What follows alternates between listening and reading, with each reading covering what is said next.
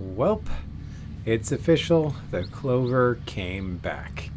After all that quinclorac that I used last year, it didn't seem to do the trick. There are some spots where it didn't come back, but as you can see, this patch here, and there's a couple others around the yard, definitely came back just as strong as they did last year. So here goes the Ortho Weed Begone. I'm going to be mixing it in and spraying it on the clover that came back. But first, it's time for the first cut of this season. Yes, I use an electric Ego lawnmower. I've had it for about 7 years now. It's been going strong, no problem, still cuts really well. So I'm just going to cut the grass so that I don't need to walk on it again after I spray. So as I mentioned before in one of my videos, I'm using this Weed Begone this year, and it's got all the directions on the back. You can see it's supposed to kill clover pretty well.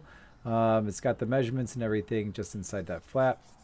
I have a gallon, but I'm not going to use the whole gallon. I don't have all that much clover. So I'm going to just put in about half the amount and half the water and mix that up and spray it on.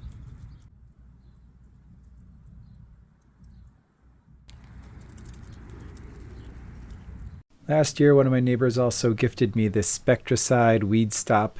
It's for all sorts of stuff like dandelions, clovers, crabgrass.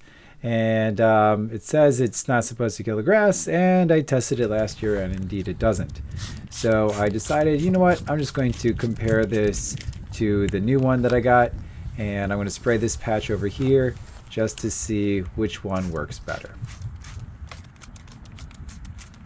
After just a week, I can see that this Ortho Weed Begone is not that great.